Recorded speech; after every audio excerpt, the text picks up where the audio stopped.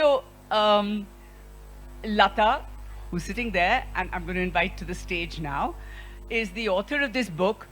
It's called The Toilet Seat, and I have something to say about that.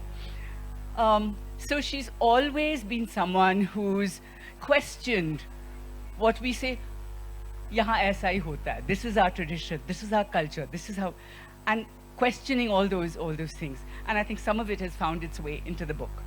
And Ananti is an actress in Tamil films, and you have a YouTube channel, is that right? And a public speaker.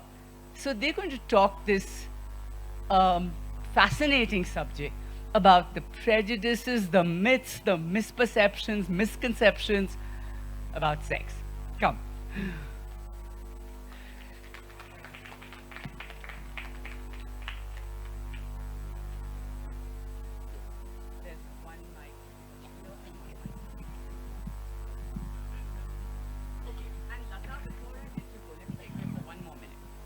You have to tell us why a book about sex and how it's perceived in society has a title like The Toilet Seat.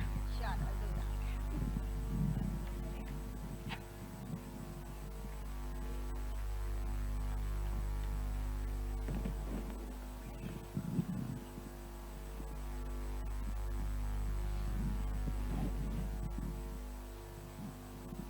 Hello everyone. Good evening. This is our first time at Kasauli. Thanks for the invite. Kasauli is beautiful, and this is our first time at the Literature Festival as well. So first of all, Kasauli is making me miss my boyfriend. Because he didn't pack my sweaters and I'm feeling so cold. Alright? Yeah, I would want one, yeah. But not right now, I think I'm feeling better right now. So, before we begin, I want to ask you a question, probably a survey, and this is not confidential. Okay? Nothing's going to be confidential because we are live. So, the survey is very simple. I'm going to ask you a question. How many of you were born out of sex? All of us? It's a fact. But the question that the book deals with is how many of us are born out of love or out of sex that was made with love? You're 100% sure. That's very beautiful. So that's the question the book actually, answers or probably discusses about. This book is more like a personal take on sex, its effect on love and society, or this love and society's effect on sex. So it's mutual. So when I found out this book, I had the same curiosity as yours. What happened was I was just skimming through the bookshelves and I found one book, pretty black in color, and there was just a toilet seat in the cover. It was written The Toilet Seat. I was curious and I didn't know this book was about sex. So I was just looking at the book and I was going through the cover, and then I figured out it was all about sex. And I had the same question, why this was named The Toilet Seat when it is speaking about sex, and a title with the name or the word sex would find more readers. Why would I want to pick a book on sex which is called Toilet Seat? So I want Lata to start this session by answering that particular question, because that sums up the entire notion of this book. Come on, Lata. Why the name The Toilet Seat? First of all, good evening to all of you. And I would like to thank HarperCollins for publishing the book, and Nilofer and Rahul Singh and the other KSLF team for their invitation and the warm hospitality shown. Yes, now coming to the question. I, from my own experience and from people whom I've been talking to on this, with men, women, whatever, I've always, I could understand the word orgasm was actually, it is, only men get it. Most of the women whom I've talked to, including myself, we didn't even know, and even now I believe there are so many women in this country or wherever, they've not even known what an orgasm is. The sex between partners, they just happen. I don't think both are really involved or interested in each other's pleasure or whatever. And mostly men, of course, they ejaculate and the sex gets over. I don't think the women is really getting her orgasm, or if she's even aware of the fact that women can attain an orgasm. And men, of course, they ejaculate and they get their orgasm, and there the complete thing ends. So I was just wondering if that is the case, if the act of sex is only a mechanical process for the woman, then what is she used as? A man can as well get into the toilet, masturbate, come out. That's what he does with his woman. So why should a woman be a toilet seat to a man who doesn't care for her pleasures? So that's how I got the name. And only after giving the title, I even started writing the book. Yeah, so now you know why it was named the toilet seat. But, just like even Kushwant Singh believed, when we talk about sex, it is considered a crime. Even sex is a crime as such. Talking about it is more a crime. And which is just a part of our lives. But in a society where you can't even talk about sex, and whenever you talk about sex, it's being confused with being talking sexy. It seems like an invitation. She addresses that in the book, where she has conversations about sex, and which is misunderstood as talking sexy. Probably she is inviting. And I really want to know, Lata, why did you want to write this book? Because I want to, tell you something which I've already told you. I met a lady who was, I think, 55 years old. She came to me saying, "Hey Ananti, I watched your video." So I do book reviews. So I reviewed her book as well. So she came to me, she hugged me, she held my hand, and she said, "It's sad that this book didn't come 20 years before." Probably they just need that conversation. If only had someone spoken to me about this, things would have changed. And Lata didn't wait. She didn't wait for someone to have the conversation with her. She started the conversation. So I want to know, Lata, what made you choose to write about this particular book in a society where, well, talking about sex will not be, invited, and you wrote about it for pages, and you published, and you keep speaking about it. What made you write about this?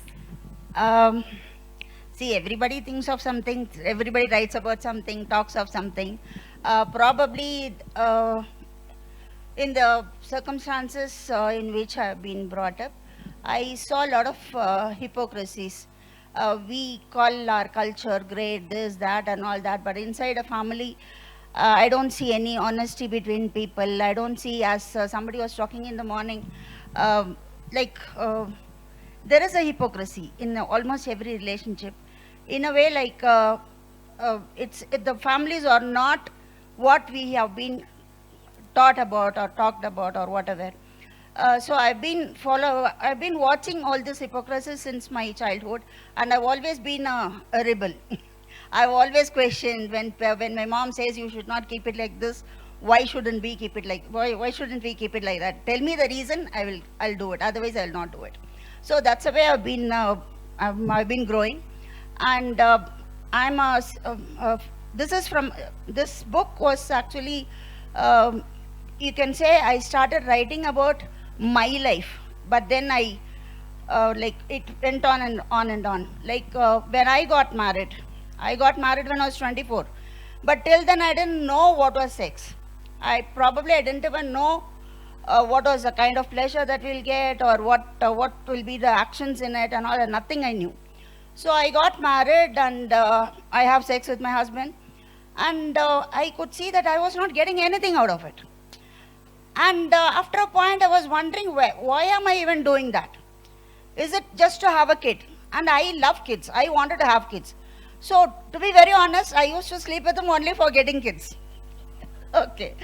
beyond that, I was like wondering why are we even doing this? If it's a pleasure only for men, then why are women involved in it? If it's not a pleasure to us. And after a point in time, I got separated from my husband. And even otherwise, there are so many men, when we go out, we work, we move with people and all that.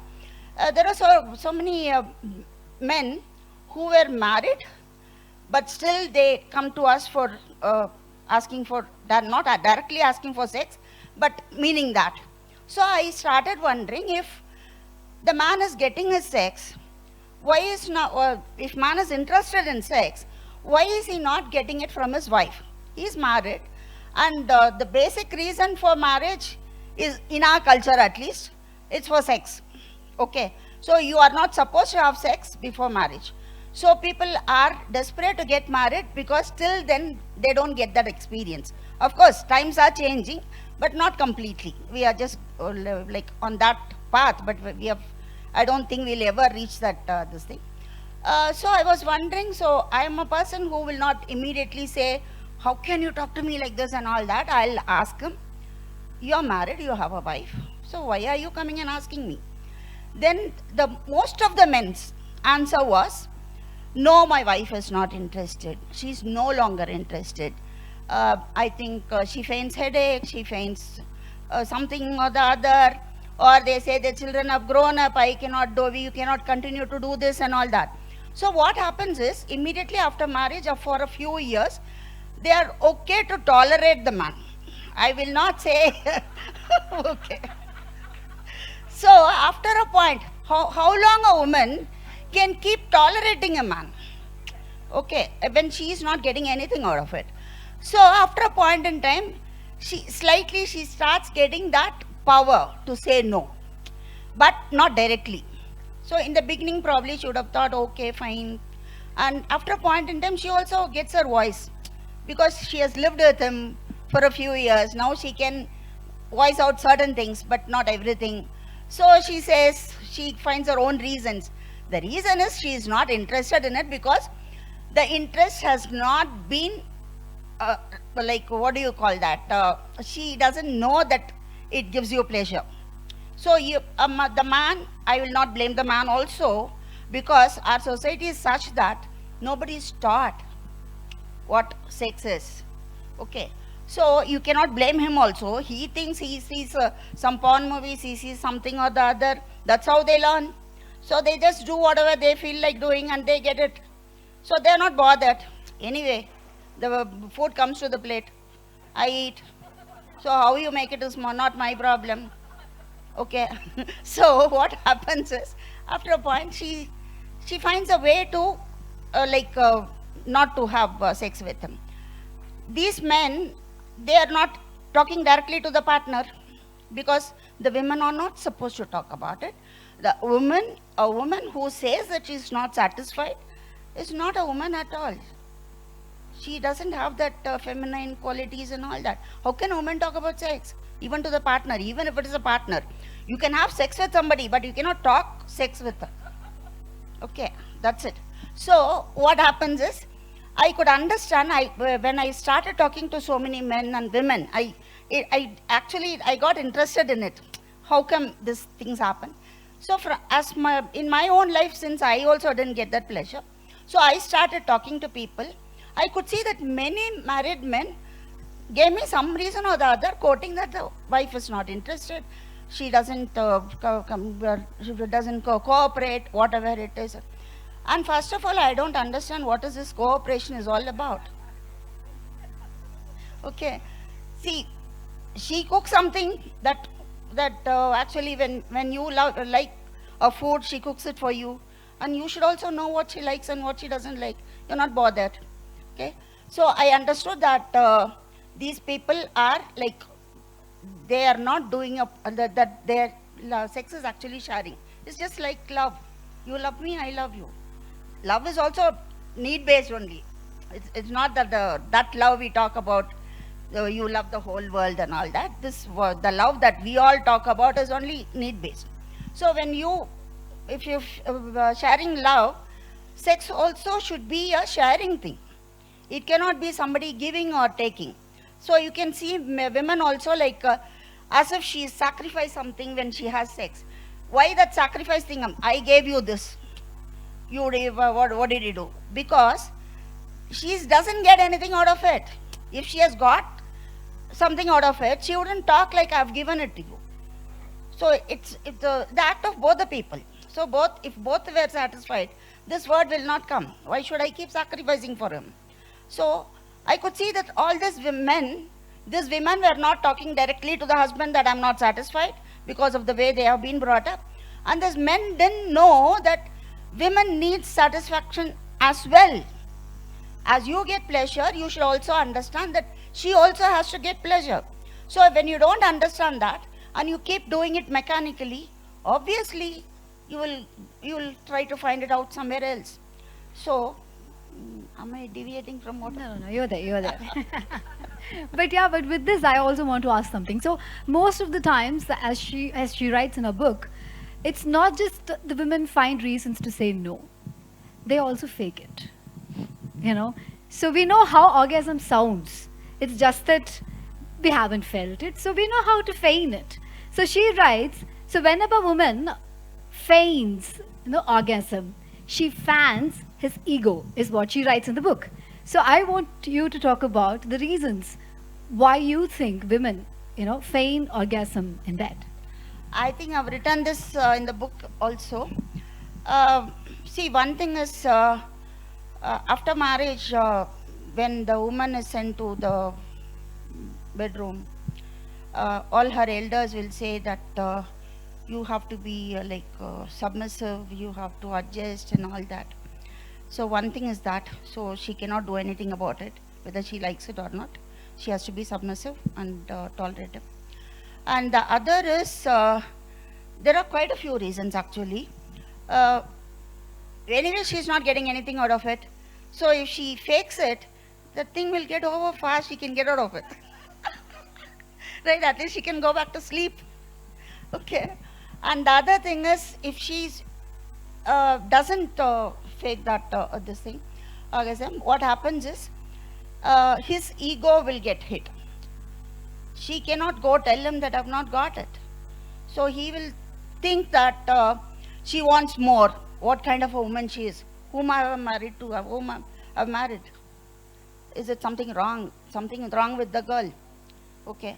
The other thing is the fear of the woman. Like if she doesn't fake, probably he will go in search of somebody else. So the fear of keeping him to herself. So there are so many things in this. So I think a few of the reasons is this. Yeah, I when I was reading the book though, so she was like, whenever a woman faints, there's also a reason, because if you don't faint, or if you express that you want more, the man might feel bad, and he might also be worried that you might go to somebody else. She's not satisfied with me, she might probably need somebody else. And this is something that, it might ruin a relationship. So it is something the women do to keep the relationship alive, or just to stay in the family as such. So other than that, I think when you were writing about this book, I think in this book you've also mentioned about the first time experience. The first time when somebody experiences something, and sex in a very uncomfortable form, probably you grow to dislike sex as such. You're not able to relate sex with a good feeling. And whenever the sex happens inside bedroom, it feels as if there's a war going on, and it's not a pleasant experience. So I want you, Lata, to speak about these, probably the molestation or the rape or some experience that we women generally go through, probably as a child, and it's very, very common. So whenever I ask somebody where you touched appropriately when you were young, and the hand goes up. Whenever I ask them where you brushed against in a bus, the hand goes up. So the kind of experience that we have whenever the body is touched without our permission, and when it happens later on, how does it affect somebody's sex life? Yeah, it will obviously affect, because we don't teach the kids anything. We don't teach them about sex. Yesterday I was speaking to, this morning, right? Yeah. Smita Tharoor. And hi.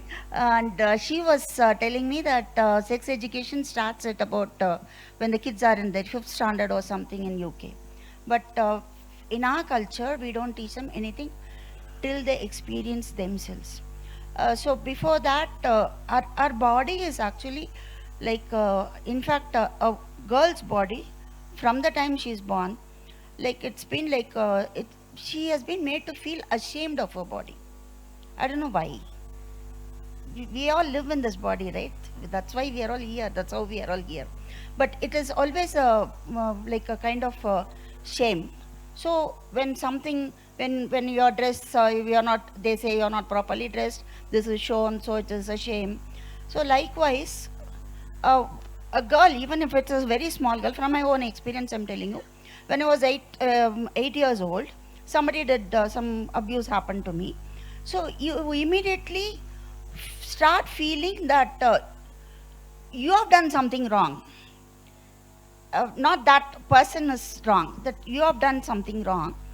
So as such, we start hating ourselves for something which we didn't do. So what happens is, every time after that, anybody, even once it happens, not many times, even if it happens once, what we start thinking is we should be careful, but we should not talk about whatever happened to us. We have to keep it to ourselves because nobody is going to believe you. And when I talk about this, I also have to talk about something. Our parenting system is very bad. Like, you don't give the space for the kids. You don't, we don't, like, once they are born, they are different, completely different individual. So we have to give them the space for them to come and talk to us. We have to give them the space. We have to start treating them as an adult, like another individual, and we have to be friendly with them, so that they have the they have the freedom to come and tell us whatever happens to them. So that's when we will come to know whatever is happening to them. But in our parenting system, what happens is, some uncle or some neighbor, somebody will come home, he'll have a very goody this thing with our parents, so they will be respecting him a lot, but he will show a different face to us. But we cannot go and tell our parents, he behaved with me like this. They will not believe us. They will only believe that guy because he is a respectable person. So you have, it was, the fault was on your part. Either you are imagining or whatever it is. So most of the kids, they don't go and tell the parents what happens because that space is not there, the trust is not there. So everything that happens to us starts giving us a kind of fear in us. Like, we are guilty about it. We start getting afraid of any man that we look at. Will he do something? Will he do this and all that? So everything is circling around our experience. And so even when you grow up, even when probably he has become your partner or whatever it is, that normal touch also like makes you shiver. Like, it's kind of something is wrong. It affects psychologically. I think a psychologist can talk better, but from my own experience, I'm telling you, after a point in time, I had quite a few incidents. Like, after I grew up, I was like, okay, this happens to everybody. It's all fine. I'll leave it at that. And I started being normal. But when I got a daughter, when I gave birth to a daughter, that fear again came to me. How am I going to bring her up here? Despite the fact I believe in co-education schools. I believe in every boy and girl studying together and all that. This division is there, no? Girls, boys school and all that.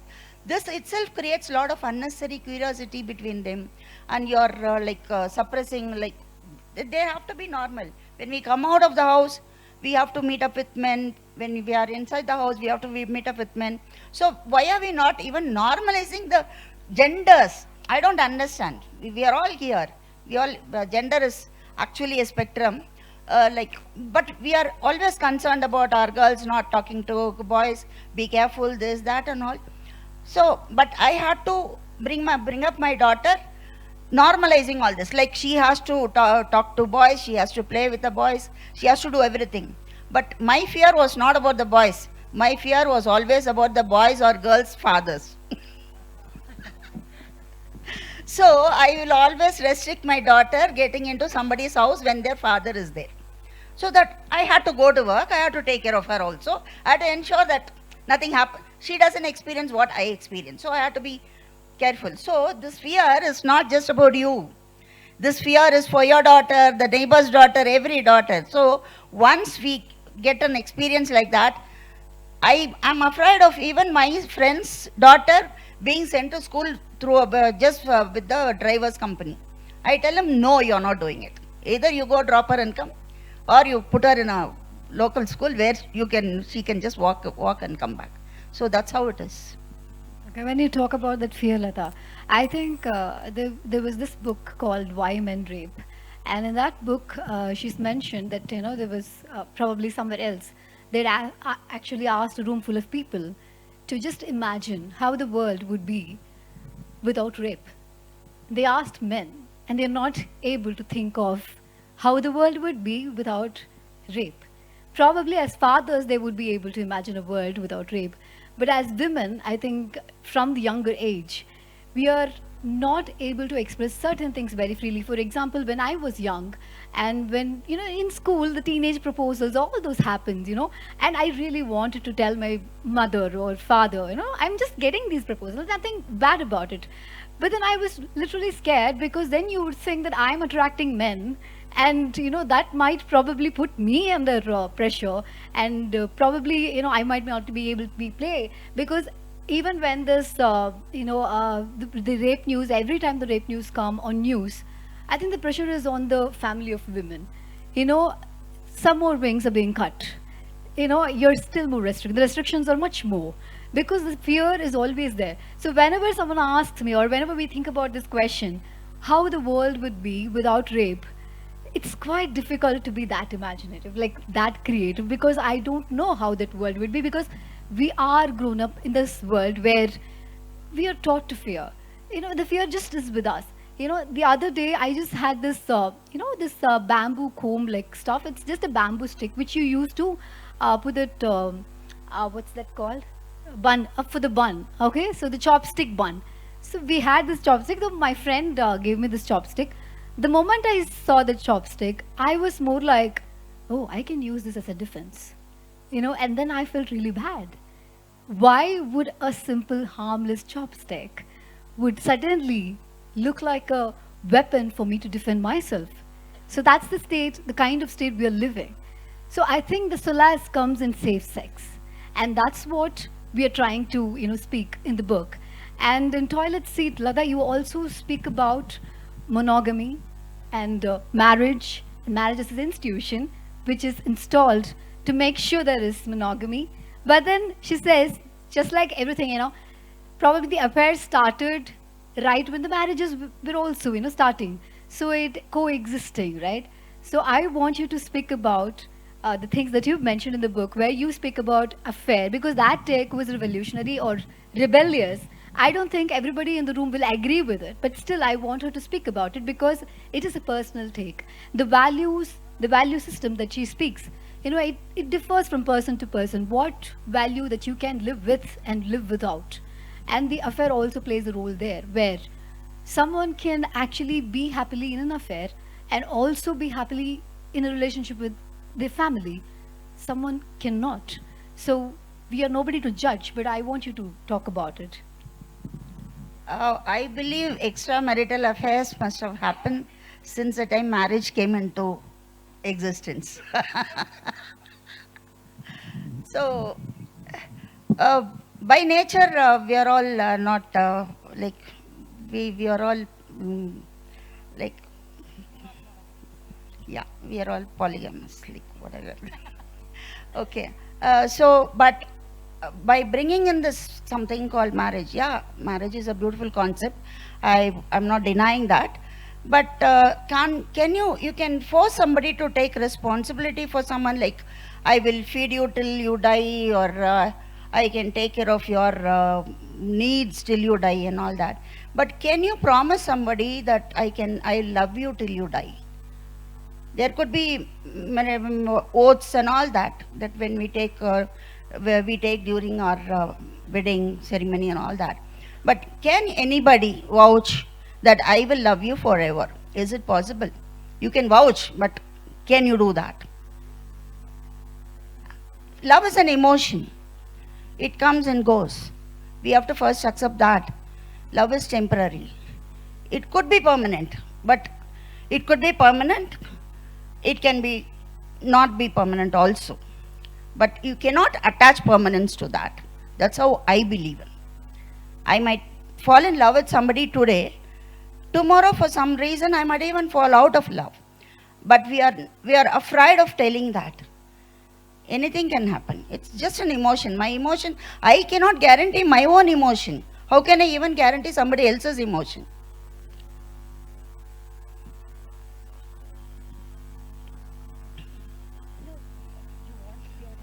Yeah. Okay, I'll just finish this. So, I believe that there is every chance that even after marriage, even if it's a love marriage, people may fall in love with somebody other than their partner. It might happen. But some people may follow the discipline and they might be afraid of going out of wedlock and getting into an affair and all that. But there are some people who do it. So these are all natural things. Whether we accept it or not, these are there. Let's accept it. That's it. And I also believe that people, when we have 4 kids, 5 kids, we love them equally. Why can't we love why can't we have 5 partners and not love them? It is possible. It is not that it is not possible. People might have different views, but I'm sure we are connecting our love with sex, our body. That's where we want to possess the person. That's how the possessiveness comes in. We want to possess not their heart or that love. We want to possess their body. That's where I can imagine somebody and sleep with my partner. He wouldn't know. That's acceptable. Whether he knows or not, that's fine. It might happen. But I cannot, supposing I'm somewhere, I feel like having sex. I might even think of my partner and sleep with somebody.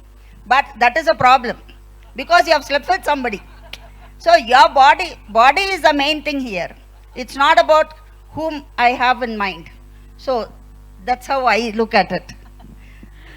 Okay, Lata. So I know the room could have been heated up, so I can, ask for questions. So if you have any questions for Lata, yes, there are. First row. Hello. I just want to tell you, my next book is, it's in the editing phase with Hay House.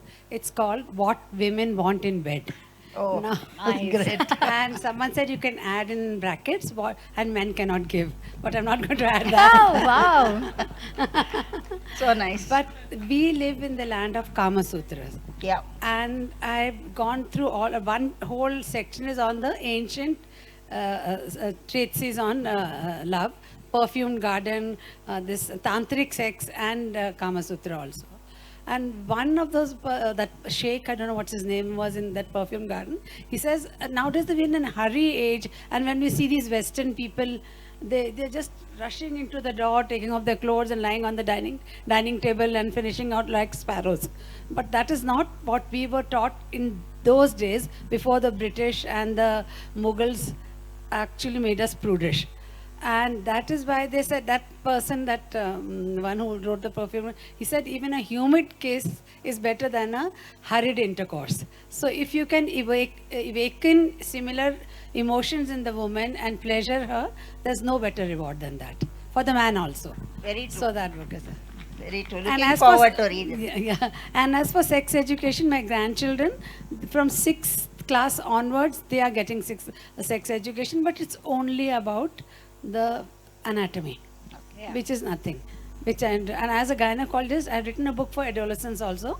I used to go from school to school and try to teach them about, say, not sex at least. I mean, I tried to tell them that parents objected. Yeah. That madam ne aapne That pe happens. aapne."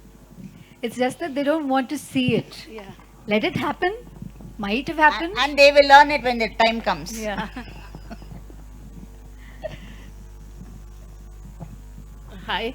I actually had a comment. One is in any of whether it is sexual harassment or anything like that, we should change the voice in which we speak. We say women are abused, women face violence.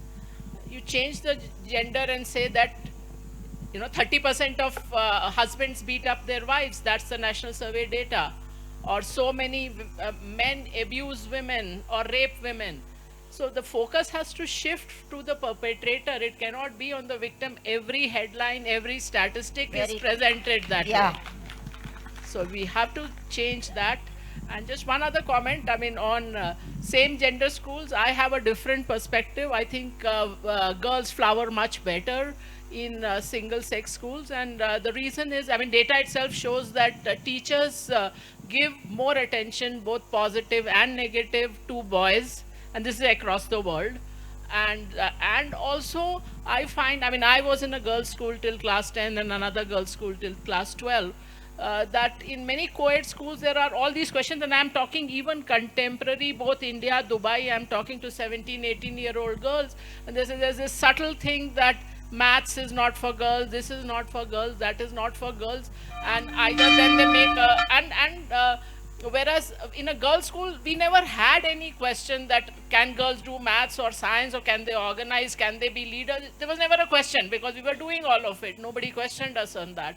So I think it makes a big difference. I hear that all the time from girls in co-ed schools, that there's a very subtle social pressure all the time, and what are girls to do and what are boys to do. And even when girls are topping, the boys will pretend as if they are better at, let us say, economics or accounting or maths. No, I think we have to reach a stage where the gender doesn't play a role at all in anything. We don't have to talk about gender at all. Everybody is a human being, irrespective of the gender. So all this should not crop up at all. Like That's boys- the ideal. That's the ideal. Yeah, I'm talking about the ideal thing. Any other questions? The time's up. So anyone wants to question?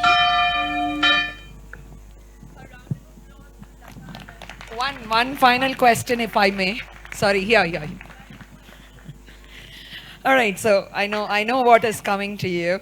So, okay, we keep talking about orgasm, and I think I probably got after 30 is my orgasm, and then I am assuming that is my orgasm in my life. Till now, when I discuss with my girlfriends, we are like, is that orgasm or this is orgasm? But my question to you, both of you, is we are living in a world where women have stopped asking for orgasm, and they're more dependent on vibrators and Muse. And give me a cheer if any of you are holding that. What do you think about that trend? Is it a healthy trend according to you? Why are you threatening the men here? I don't understand.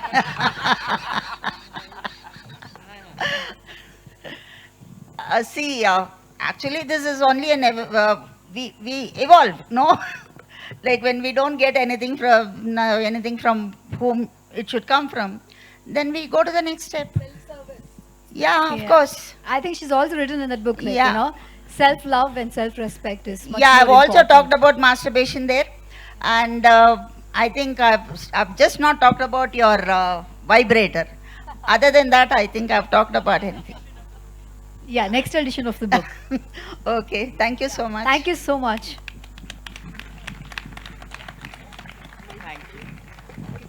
Thank you, Lata and Ananthi. I think everyone was really interested in that one. I'm going to hand over to Ashima to introduce our next session.